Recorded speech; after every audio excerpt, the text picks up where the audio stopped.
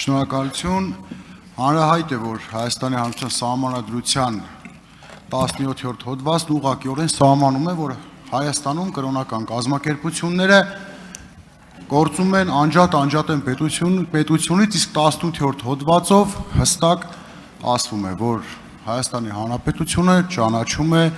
հայ առաքելական Սուրբ Եկեղեցին որպես բացառիկ առաքելություն ունեցող հայ ժողովրդի հոգևոր կյանքում։ Չնայած սահմանադրական այս նորմերին, տևական ժամանակ է ձեր քաղաքական ուժը փորձում է միջամտել հայ առաքելական եկեղեցու գործերին։ Չեք կարծում, որ այստեղ կա սահմանադրության հետ հակասություն եւ ուզում եմ հարցնել, թե սահմանադրական որ նորմով եք դա կանում կամ իրավական ինչ կարգավորում եք դուք փորձում միջամտել հայ առաքելական եկեղեցու գործերին։ Չեք կարծում, որ ամենայն հայոց կաթողիկոսի ընտրության հարցը դա ազգային եկեղեցական ժողովի իրավասությունն է։ Շնորհակալություն։ Շնորհակալ եմ հարցի համար, ես ճիշտն ասած չէի ուզենա իրավաբանական բանավեճերի մեջ մտնել այդ թեմայով, որովհետև նաև հարցի բովանդակությունն էլ իրավական չէ։ Կոնկրետ ես իմ դիրքորոշումը կարող եմ ասել եւ իմ մոտեցումը։ Ես հարցին առնչվում եմ որպես հայաստանյան առաքելական Սուրբ Եկեղեցու բանավոր հոտի մի անդամ, որը խնդիր է տեսնում հոգևոր կյանքի ապականոնության հետ եւ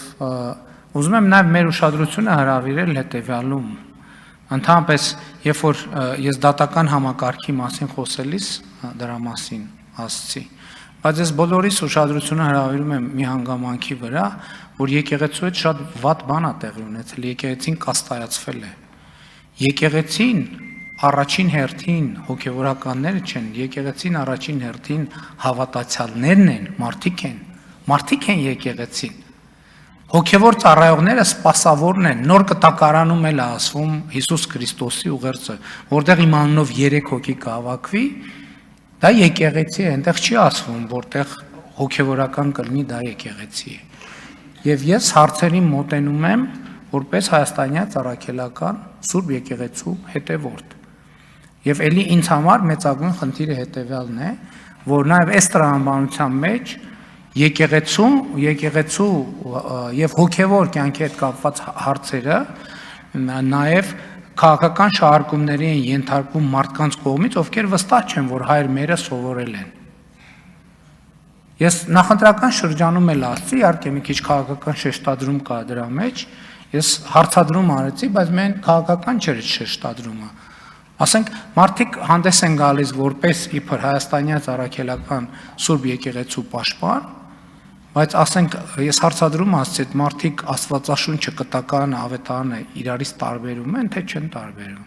Սա իհարկե քաղաքական ինչ որ առումով մարտահրավեր է, բայց եթե մարտահրավերը դնենք մի կողմ, սրա մեջ բովանդակային խնդիր կա։ Ինչա մեզ համար հոգևոր կյանքը։ Ինձ համար հոգևոր կյանքը կարևոր է եւ ես ձեզ ավելին ասեմ։ Երբ որ ես ավելի ակտիվ շփվում եմ հոգևոր կյանքով ապրող մարդկանց հետ, ես տեսնում եմ, որ այդ օրակարգը պահանջված եւ հասունացած է առաջին հերթին համայնքի կողմից։ Եվ ըստ էության խնդիրը դուք սահմանադրությանը հղում արեցիք, բայց հենց եկեղեցում էլ սահմանադրականության խնդիր կա, եկեղեցու կյանքը, եկեղեցու սահմանադրությանը եւ կանոններին համապատասխանեցնելը։ Ինչից մենք այսօր ակնհայտորեն շեղում ունենք եւ դրա մասին դուք էլ գիտեք, ես էլ գիտեմ, բոլորը գիտեն։ Ստեղ է խնդրեմը։ Արձագանք անկեղծ ասած ես չգիտեմ, չեմ տեսնում, ես միայն քաղաքական այստեղ քայլեր եմ տեսնում ձեր կողմից, կառավարության կողմից իրականացող, եթե դուք ձեր մոտեցումը որպես հայաստանյան քաղաքացի եք արտահայտում, դա ձեր անձնական մոտեցումն է։ Ուղղակի սա ներառված է հայաստանյան կառավարության հնգամյա ծրագրում եւ ակնհայտ իր մեջ հակասահմանադրական տարեր է պարունակում եւ տեսեք այդ եկեղեցու մասով այս հարցակումները սկսվեց եւ կարծեմ ամենայն հայոց կաթողիկոսը Ժնևում էր բարձրացեց Արցախի մշակութային պահպանության հարցը եւ քիչ առաջ դուք էլ ձեր ելույթում ասեցիք, որ կան հոգեվորականներ, ով ուղիղ ցուցումով պատարակների ժամանակ Արցախի մասին են խոսում, այսինքն եթե եկեղեցին սա չաներ, ես ենթադրում եմ, որ միգուցե դուք այս արշավը եկեղեցու դեմ ձեր ասած ճակերտավոր բարենորոգման ծրագիրը չիրականացնեք, այսինքն ակնհայտ քաղաքական, ձեր քաղաքական, չգիտեմ, գծից շեղվելու տարեր եմ տեսնում, շնորհակալություն։ Շատ լավ, եթե ուզում եք հարցի, այսպես ասած, կանոնակարգային տրամաբանության մեջ մտնենք, այդ նույն եկեղեցին եւ պետությունը անջատեն, ինչ իրավունք ունի եկեղեցին խառնվի քաղաքական process-ների մեջ, մի հատ էլ վարչապետի հրաժարական պահանջի կամ քաղաքական գործունեություն ծավալի, մի հատ էլ վեղարով դուրս գան ցույցեր անեն, կոչեր անեն, բաները ինտերնետը անջատեն, կայքեր բան անեն, կոտրեն եւ ինչ գործ ունեն իրենք քաղաքականության մեջ։ Պետք է հստակ ընտրել։ Ասма հնարավոր չի երկու բանի ծառայել, տիրոջ ծառայել։ Պետք է ընտրեն հոգեվոր թե քաղաքական կյանք, բայց իմ կարծիքով եւ ակնհայտորեն այդ երբ որ այդ գիծը հատել ես էլ վերադարձ չկա այսօր եկեղեցու վերնախավի մի հատվածը առնվազն իրանք քաղաքական կուսակցություն են եւ քաղաքական ձեր շարժման մասնակիցներ են իսկ Կտրիչ Ներսիսյանը ունի դուստր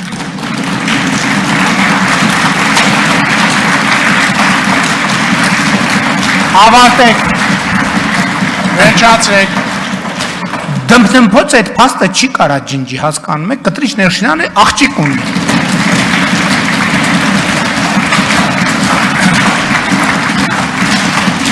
վերջ Խնդրում եմ դմփացնեն նրանք, ովքեր չգիտեն եւ չգիտեն, որ Կտրիչ Ներսիսյանը ունի աղջիկ։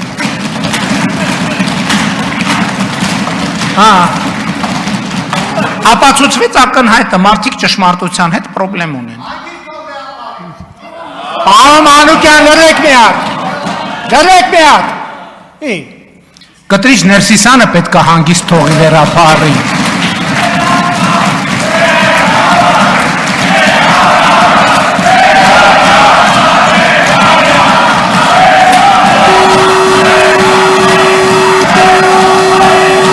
Ավարտեք։ Այսինքն եթե դες համար սիրուհի ունեցող վեհապարը նորմալ է, ինձ համար որպես հայաստանյան ծառայական սուրբ եկեղեցու հետեւոր դա սրբապղծություն է։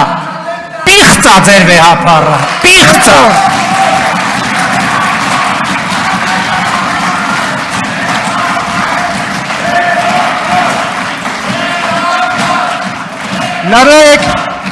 Լրեք, ներողություն, ավարտվեց այս հարցը։ Այսինքն եթե դուք խնդիր չունեք, որ մայրաթոռում նստած մարդը սեռական կյանք ունի,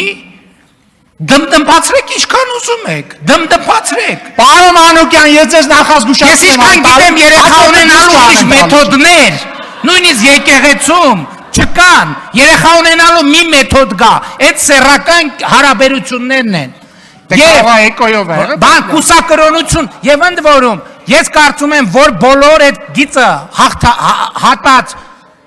հոգևորականները պետք է հեռանան հոգևոր ամենայն հարգանքով ես չեմ դատապարտում ոչ մեկին բայց իրենք կատարել են իրենց ընտրությունը թող տեղափոխվեն աշխարհի Պարոն վարչապետ անցնենք հաջորդ հարցին ինձ թվում է բոլոր պատասխանները տրված են